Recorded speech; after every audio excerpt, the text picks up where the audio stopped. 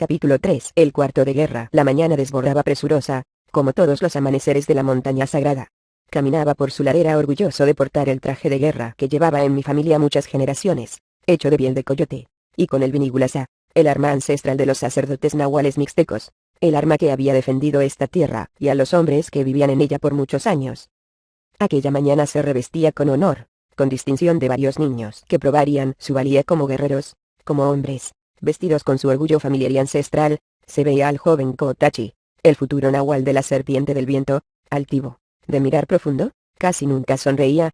Al joven Sakoyu, el futuro nahual del tlacuache de piedra, con su cuerpo robusto y su piel de apariencia osca, siempre jugando con 2 piedras en la mano izquierda y con una sonrisa del niño que nunca perdió.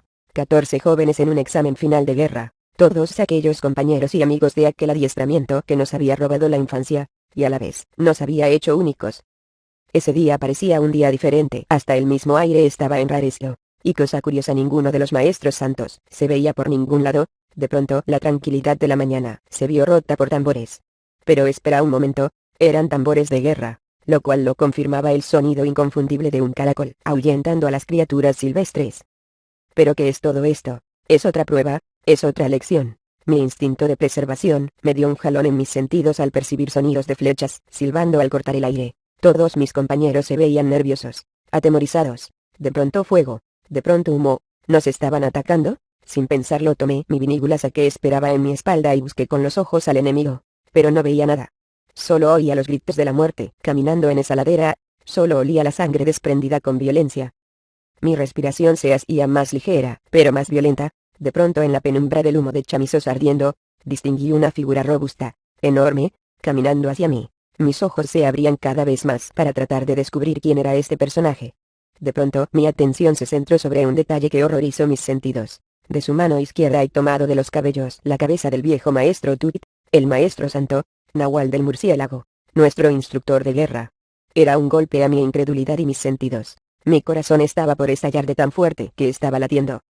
La angustia y el temor invadían mi cuerpo y abrazaba mi espíritu, erizando toda mi piel y petrificando mis músculos. Parecían no obedecer mis deseos de correr lejos del lugar. Hasta que lo vi a los ojos, a esa mirada fría y profunda, que se me clavaba como estocada más allá de mi conciencia y atemorizaban mis sentidos. No sabía qué hacer, así que apreté el puño que empuñaba mi vinigulasa recién desmontado de mi espalda y corrí al encuentro de aquel personaje. Y en ese momento, sentí un golpe en mi cabeza. Mai, concéntrese, si se corta esa mano no va a volver a crecer, y volví a mi realidad. Volví a percibir el olor a aserrín, los estridentes sonidos de prensas y sierras de aquella fábrica que aprisionaba mi tiempo de vida matando mi espíritu. Encerrado en mi pequeña y personal prisión proletaria que todo obrero conoce. Está comandada por un anciano extranjero que hacía latente el recuerdo de una conquista que todavía dolía filtrando a mi presente y al de mi pueblo, una guerra de independencia que aquí no había llegado. El día y los días siempre eran igual, actividades mecánicas y a veces riesgosas, en la fábrica. Y al sonar el silbato, dejaba de ser el Mai y me transformaba en el otro que nadie sabía qué era. Al salir de ese mundo me transformaba en el gurú de almas en desgracia o en el consejero de historias de desconsolados y decepcionados. Desde hacía un tiempo había sido el asesor de muchas historias, y que a mucha honra hasta esa fecha nunca había errado un consejo o trabajo, pero últimamente mi otra vida se había vuelto doblemente oscura, pues ahora estaba a punto de entrar a ese incomprendido y tenebroso mundo de la política y brujería. Qué raro suenan esos dos términos, pero son más compatibles de lo que crees. Esas dos prácticas han caminado juntas a través de la historia, desde las viejas civilizaciones hasta los más modernos y poderosos imperios. A más de uno se le habrían caído los calzones de su incredulidad al saber que aquel trabajador que ganaba 2 salarios mínimos conocía los secretos de estos mundos tan secretos y oscuros. Mientras me regocijaba con estas ideas, el celular sonaba como todas las tardes. En posición amigo. Esperando y pendiente. Yo voy saliendo de la jaula, sin novedad. Unok comenzaba a hacer la señal de que no había imprevisto a nuestra reunión que comenzaba a ser mi rutina de todas las tardes. Las reglas eran simples, era como jugar al juego de espías, a jugar a ser agente secreto. Lo que no era juego es que los riesgos eran bastante reales. A través de los últimos días nos dimos cuenta que nuestros celulares intervenidos son el indicador que no estábamos solos en esto. Ese eco en nuestras llamadas señalaban que alguien estaba interesado en nosotros, que solo lo necesario al hablar por ellos. En los últimos días, y gracias a la paranoia de Miguel, Revisamos los periódicos, y en la nota roja encontré a varios conocidos. Este negocio, amigos, operadores, que no vería más. Víctimas de esta guerra atroz. Gente mágica que hubo regresado su cuerpo a la Tierra y su existencia al cosmos. Saliendo de la fábrica, tomaba el transporte colectivo, como todos los demás, con la diferencia que, en vez de ir a descansar ahora me dirigía hacia donde habíamos hecho nuestro cuartel de operaciones. Sin dudar, y caminando en el epílogo del día, rumbo a las novedades que indicarían el rumbo de esta operación de salvamento e infiltración, a otro capítulo de esta historia.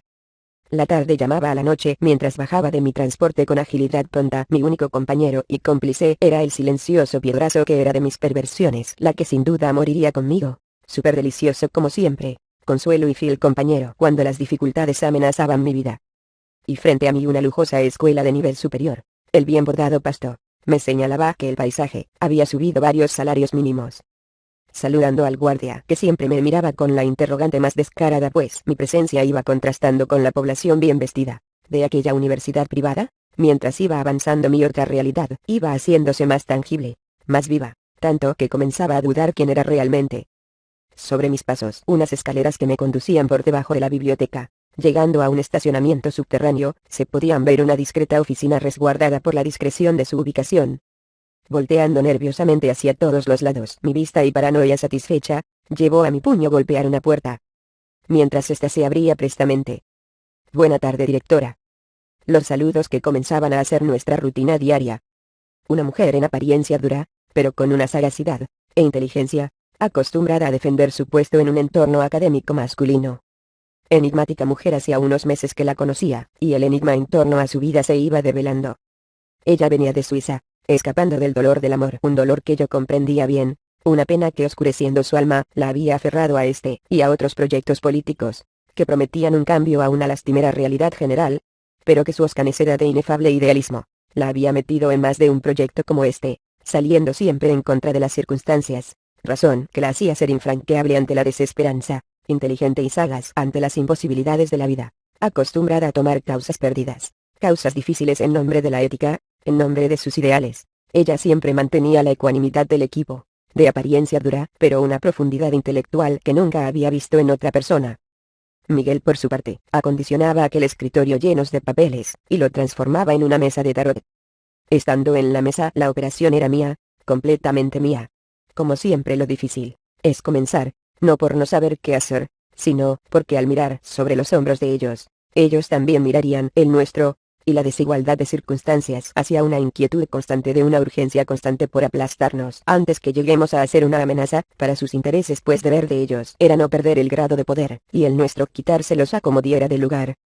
¿Qué tirada hacer? Difícil decisión, una tirada gitana sería demasiado obvio, así que mi gran refugio tendría que ser un lado que ellos no escogerían, el lado blanco, era la respuesta. La tirada en escalera usada por la sección CI de la Gran CD, tan intrincada en la ciencia de la cartomancia, las 7 primeras cartas determinaban las cartas primarias, y las restantes se escogían de en medio del mazo, determinando las respuestas a preguntas hechas. Sabía que habían caído unos operadores, pero no sabía cuántos serán en total. Después de todo, hacía ya varios años, este gobierno había sido una mafia asesorada por operadores espirituales. Estos operadores no solo actuaban como consejeros, sino que a través de ciertas maniobras propias y características de ellos influenciaban en las decisiones de las personas claves, o los mantenían en una especie de trance, haciendo que las cosas se dieran como ellos quisieran, o simplemente erradicar a personas inconvenientes, para sus intereses de una manera que no causaran sospechas, pero sí terror a cualquiera que quisiese enfrentárseles. Estaba pisando terrenos pantanosos, y traía los zapatos muy pesados. Las cartas y el destino esa tarde parecía favorecernos. 7 cartas, ninguna espada, ninguna bastos. El noble arte de la cartomancía, las espadas, los bastos siempre representan traiciones o problemas, en ese orden, como cartas principales. Todo había quedado tranquilo, habíamos salido airosos de aquella batalla. Los hijos inocentes de aquel político habían sido rescatados, pues los operadores caídos eran los ejecutores de tal persecución, y habían sido protegidos con una maniobra espiritual que los hacía invisibles a lecturas para saber su ubicación. Además puse un seguidor, una especie de amuleto que era sensible a la alteración de vibraciones, lo cual hacía que cuando el inconsciente detectara el peligro, este me avisara que estaban en riesgo. Si hacían algo en su contra, me daría cuenta de inmediato. Ahora, lo que procedía era un poco más complicado, teníamos que entrar en el juego. La clave de todo era la información, eso nos daba un punto estratégico, para que nuestro operador político estableciera contacto con las gentes que nos pudiesen ayudar y evitar a aquellas que pudiesen llevarnos a un riesgo. Así pues, que fuera como navegar en un mar repleto de minas, y yo era el radar. Así que debería ser cuidadoso, y muy cauteloso. Cualquier error no solo podía delatar nuestra posición, sino que en cada lectura me estaba jugando la vida, ya que los lectores del otro lado al enterarse de lo que hacíamos, no iban a tener consideraciones conmigo. A nadie le gusta que vean por encima del hombro lo que están haciendo, y menos si lo que están haciendo son cosas no honorables. Ese día averiguaríamos el paso a seguir. Si bien sus hijos estaban a salvo, nuestras expectativas eran más ambiciosas. Nos dimos cuenta que, si queríamos cambiar las cosas tendríamos que entrar al sistema, así que mi lectura y análisis de los personajes claves era vital para entender el panorama. Miguel fue el primero en romper el silencio. Ayer me topé con un viejo conocido, y estuvimos grillando 14. Me comentó varios datos y creo es el momento oportuno para entrar. Las mesas de negociación están en pleno. Se acercan elecciones, amigo, y me invitaron a diseñar la campaña del candidato del gobierno. Esta persona la conozco de hace años y quiero saber si es confiable. Miguel había estado en la política desde hacía 25 años, había pasado por todos los cargos de su partido, menos la presidencia de este, y en el gobierno había sido de todo menos gobernador, así que conocía hasta el perro, y por consiguiente lo conocían todos. Hasta el perro, no tomes conjeturas al descubrir su identidad, pues seguramente te equivocarías, pero así es, sabía de lo que hablaba. Así que tome un mazo de cartas españolas completas. Hay 2 mazos de cartas españolas, un juego que tiene 40 cartas, y es la que se ocupa en los juegos de azar, y existe un mazo que incluye los 8 y los 9, haciendo un total de 48 cartas, y comencé a desplazar la tirada. Lo más conveniente era hacer una tirada de 3 de 7, 3 líneas de 7 cartas coronadas por 3 cartas principales. Unas de copas, fue su primera carta el favorito. 2 de copas, y como carta secundaria la sota de espadas es 2 de copas, es el apoyo hermanador de una persona que lo traicionara. El rey de bastos, con caballo de espadas. Curiosa combinación, el rey de bastos eres tu compañero, y el caballo de espadas, es que, sin duda aceptarás, y serás su mano derecha en contra de sus enemigos ¿y cómo me va a ir? Responder esa pregunta es difícil, pero saca una carta 9 de bastos, saca otras 2 amigo 8 de espadas, 9 de oros. Parecía que esa tarde-noche eran las de las combinaciones raras, lo cual significa que serán problemas inesperados y colaterales por múltiples factores. El 8 de espadas es solo comienzo de los problemas para toda tu redonda y el 9 de oros indica que esos eventos enredados te llevarán a un golpe de suerte y fortuna, que te abrirá tu destino. Sin duda, el candidato del gobierno tiene la sartén por el mango y mira que era un sartén muy caliente. Ahora había que encontrar una fisura, una grieta que operara a nuestro favor para darle un giro a las cosas. Un giro que nos llevaría a una confrontación muy frontal. De pronto con un sonido sordo que estalló en mi cabeza, y que nadie más oyó, mi conciencia dio un tirón, y un zumbido que poco a poco se hacía molesto. Yo no me dejaba concentrarme, hasta que una tibia sensación en mi labio inferior, que hacía una inflamación, que a su vez hacía casi imposible el seguir hablando. Cualquier operador sabe que cuando pasa eso, hay alguien con más habilidad, tal vez una cofradía o triada que era más contundente que tú. Impidiendo la lectura saliendo del letargo provocado por esa perturbación, metí mi mano en la mochila, para buscar una versión de las runas que siempre cargaba, estas en forma de barajas pequeñas, pues este tipo de mancia es difícil de rastrear o modular para falsearlas.